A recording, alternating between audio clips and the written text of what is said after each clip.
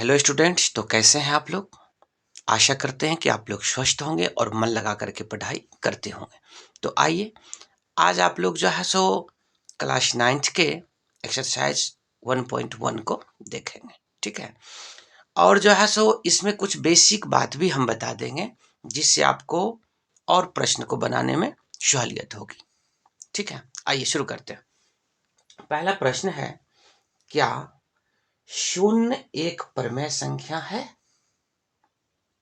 क्या इसे आप P बट्टा Q के रूप में लिख सकते हैं, जहां P और Q पूर्णांक है और Q इज नॉट इक्वल 0 है। तो यहां पर इसका सॉल्यूशन करते हैं। ध्यान दीजिए, प्रश्न कहता है क्या शून्य एक परमेय संख्या है? तो आप लिखेंगे शून्य एक परमेय संख्या है। शून्य एक परमेय संख्या है। शून्य एक परमेय संख्या है। या आप हां भी लिख देते हैं तो काम चल जाएगा। ठीक है, क्या शून्य एक परमेय संख्या है? तो हाँ, शून्य एक परमेय संख्या है। ठीक है, क्या आप इसे P बट्टे Q के रूप में लिख सकते हैं? तो इसे P बट्टे Q के रूप में लिखा जा सकता है। इसे P बट्टे Q के रूप में लिख सकते हैं। रूप में लिख सकते हैं।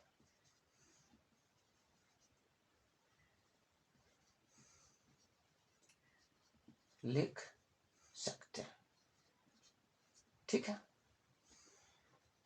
जैसे आपका 0 को हम 0 बट्टा 1 लिख सकते हैं, 0 बट्टा 2 लिख सकते हैं, 0 बट्टा 3 लिख सकते हैं, 0 बट्टा 4 लिख सकते हैं।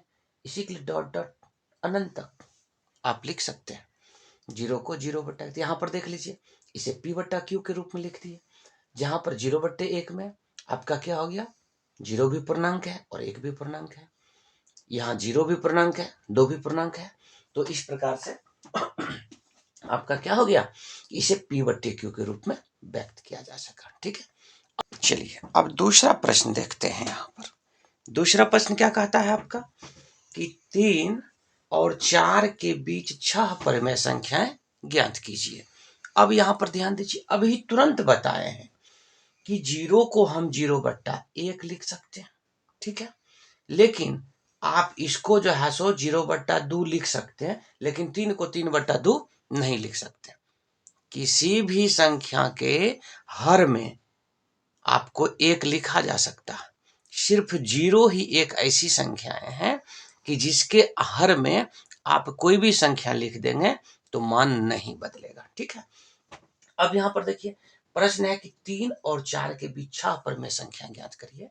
तो यहां पर ध्यान दीजिए, 3 और 4 लगातार संख्या है। जब कभी भी लगातार संख्या हो, ठीक है, या समान हर वाली संख्या हो और लगातार हो, तो आप क्या करेंगे कि जितना परमेय संख्या निकालना है, जैसे 6 परमेय संख्या, तो आप 7 से ऊपर नीचे गुना कर देंगे। यदि 10 परमेय संख्या निकालना है तो आप 11 से ऊपर नीचे गुना कर देंगे। 2 परमेय संख्या निकालना है तो आप एक ज्यादा करके यानी 3 से ऊपर नीचे गुना कर देंगे।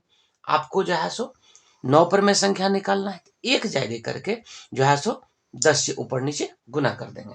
अब यहां पर देखिए 3 और 4 के बीच कहता है, तो 3 को हम लिख सकते हैं 3 बट्टा 1। ठीक है, और यहां पर देख लीजिए 4 है, तो 4 को हम लिख सकते हैं 4 बट्टा 1। ठीक है, अब यहां पर ध्यान दीजिए कि 3 और 4 के बीच कितनी परमेय संख्या निकाला, तो 6 परमेय संख्या निकालना है। ठीक है, तो अब क्या करिए, 6 से एक ज्यादा कितना होता, 7 होता। तो इसीलिए आप 7 से ऊपर नीचे गुना कर दीजिए। 7 से ऊपर नीचे गुना कर दीजिए। तो यहां पर 3 बट्टा 1 था और 7 से ऊपर नीचे गुना करेंगे तो आपका क्या हो जाएगा, 21 बट्टा 7।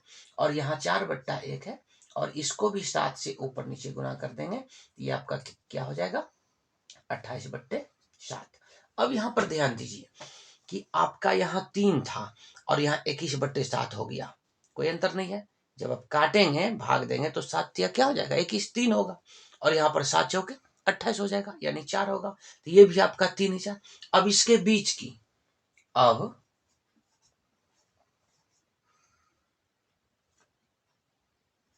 इसके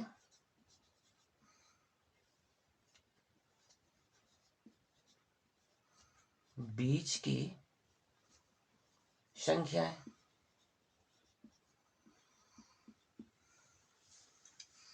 तो ध्यान दीजिए कि 21/7 है और 28/7 है, तो इसके बीच में क्या आ जाएगा, 22/7 हो जाएगा, आपका 23/7 हो जाएगा, 24/7 हो जाएगा, 25/7 हो जाएगा, और 26/7 हो जाएगा, और 27/7 हो जाएगा। ठीक है, 21/7 और 28/7 के बीच में 22/7, 23/7, 24/7, 25/7, 26/7 और 27/7। कितनी संख्या हो गई आपका, 1 2 3 4 5 और 6।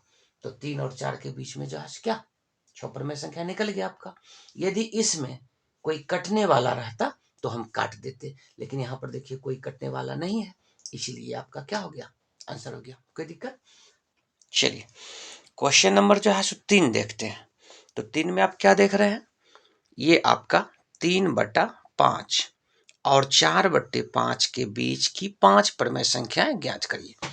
अभी तुरंत बताएं, क्वेश्चन नंबर 2 में क्या बताए हैं आपको कि ये लगातार संख्या है 3 और 4, ठीक है, और ये भी 3/5 और 4/5 लगातार संख्या। तो लगातार संख्या के बीच की जब हम परमेय संख्या निकालते हैं तो जितना परमेय संख्या निकालना है उससे एक जायदे से ऊपर नीचे गुना करते हैं। जैसे यहाँ 6 था तो हम 7 से ऊपर नीचे गुना किए। अब यहाँ पर 5 है तो हम कितना से गुना करेंगे, बोलिए, 6 से गुना करेंगे ऊपर नीचे। तो ठीक है, देखिए अब यहाँ पर 3/5 है, तो ये आपका जो है सो बटा में लिखा हुआ है। यहाँ पर 3 बटा में नहीं था तो हम बटा में 1 लगाए। अब यहाँ देखिए लिखा हुआ है। अब यहाँ पर यदि इसी में अंश आपका जो है सो अलग अलग और हर जो है भी अलग अलग रहता, ठीक है, यहाँ अंश अलग अलग है लेकिन हर समान है, तो ये आपका क्या हो गया, अंश देख रहे हैं अलग अलग है और हर आपका समान, तो समान हर वाला क्या हो गया आपका परमेय संख्या। तो इसमें आपको हर को समान बनाने की जरूरत नहीं है, अलग अलग रहता उसके और सारे तरीके हैं। आप संख्या रेखा की सहायता से, सूत्र की सहायता से, दशमलव में ला करके आप जो है भिन्न भिन्न प्रकार से बना सकते हैं। शेष अगले प्रश्न में हम देखेंगे, उस टाइप का प्रश्न आएगा तो हम उसको निकाल कर बताएंगे आप लोग को। फिलहाल इसको देखते हैं। 3/5 है तो हम लिख देंगे इसको 3/5, ठीक है। अब यहां पर ध्यान दीजिए, कितना से गुना करेंगे 3/5 को, 5 पर में संख्या निकालना है, तो आपका 6 से ऊपर नीचे गुना कर देंगे, तो ये क्या हो जाएगा, 18 क्या हो जाएगा, 30 हो जाएगा, ठीक है। और यहां पर देखिए 4/5, तो 4/5 को हम क्या करेंगे, इसको भी 6 से ऊपर नीचे गुना कर देंगे, तो ये क्या हो गया आपका 24 बट्टा क्या हो गया, 30 हो गया। अब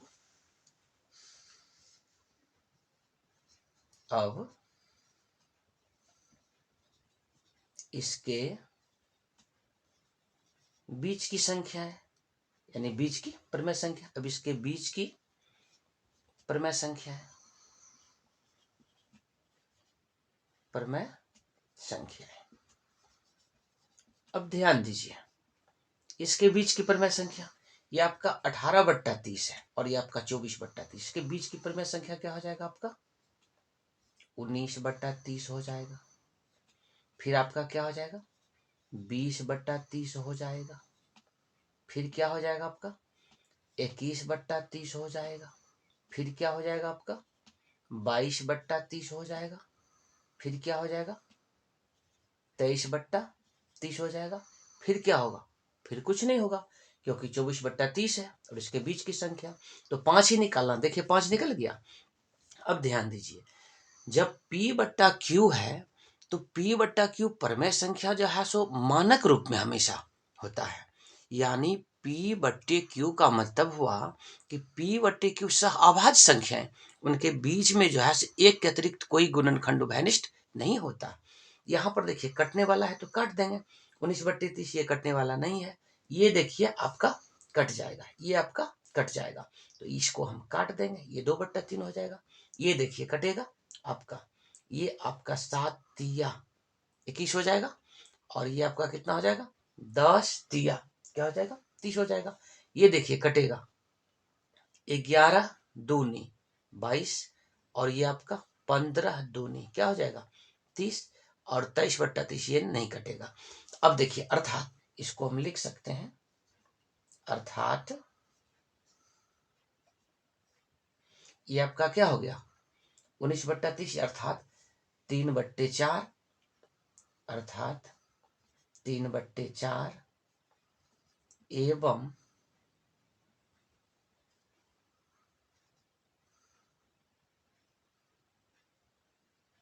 नहीं, ये आपका 3/4 नहीं, ये आपका 3/5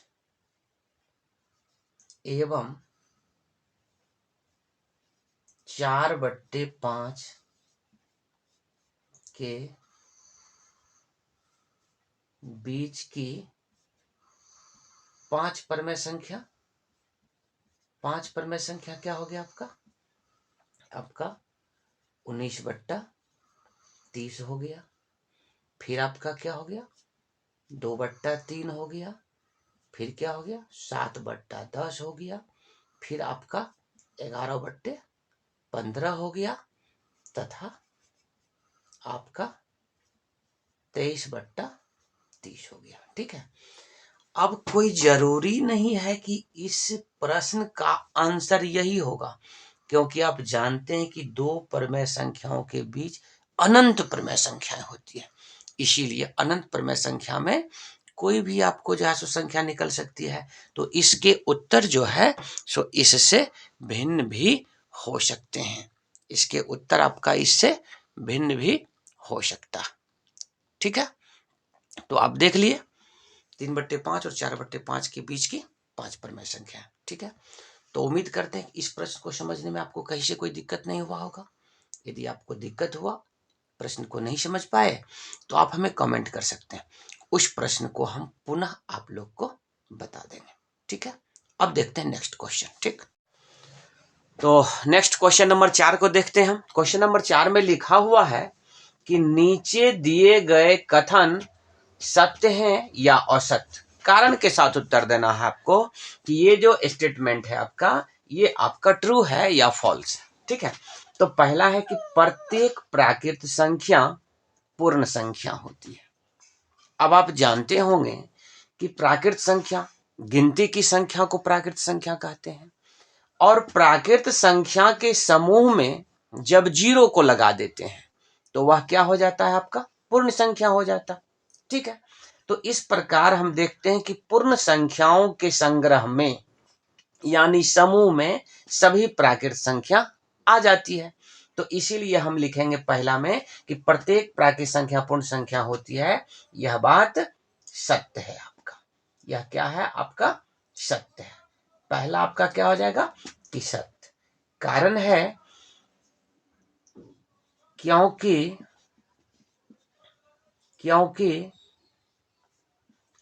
सभी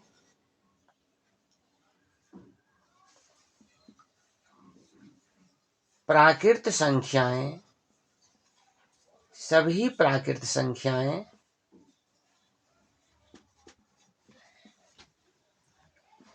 पूर्ण संख्याओं के सभी प्राकृत संख्याएं पूर्ण संख्याओं के समूह में आती है, समूह में आती है। तो इसका कारण हो गया बाबू कि सभी प्राकृत संख्याएं पूर्ण संख्याओं के समूह में आती है। ठीक है, अब क्वेश्चन नंबर 2 देखिए, चौथा का दूसरा, कि प्रत्येक पूर्णांक एक पूर्ण संख्या होती है। ये आपका औसत हो जाएगा, क्योंकि आप जानते हैं कि पूर्णांक संख्या धनात्मक, ऋणात्मक और शून्य होता है। ठीक है, और पूर्ण संख्या आपको जो है सो ऋणात्मक संख्या नहीं होती है, तो इसीलिए आपका प्रत्येक पूर्णांक एक पूर्ण संख्या नहीं हो सकती है, जबकि सभी पूर्ण संख्याएं पूर्णांक संख्याएं होगी। ठीक है, तो ये आपका 2 नंबर हो जाएगा औसत। 2 नंबर आपका औसत हो जाएगा, क्योंकि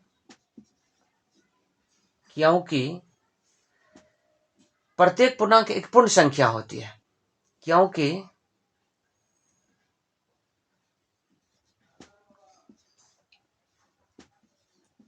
पूर्ण संख्या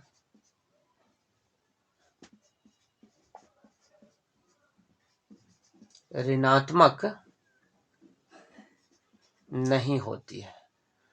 पूर्ण संख्या ऋणात्मक नहीं होती है। प्रत्येक पूर्णांक एक पूर्ण संख्या होती है, यह बात औसत हो जाएगा, क्योंकि पूर्ण संख्या ऋणात्मक नहीं होती है, जबकि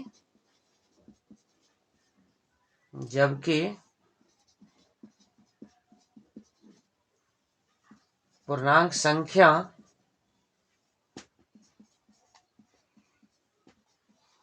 ऋणात्मक भी होती है। पूर्णांक संख्या ऋणात्मक भी होती है।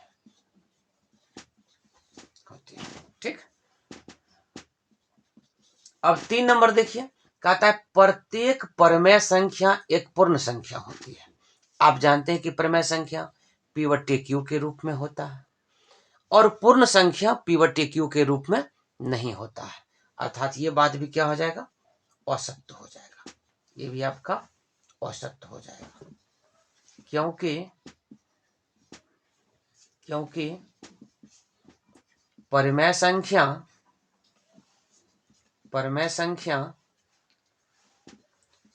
P/Q के रूप का होता है, Q के रूप का होता है, जबकि पूर्ण संख्या इस रूप का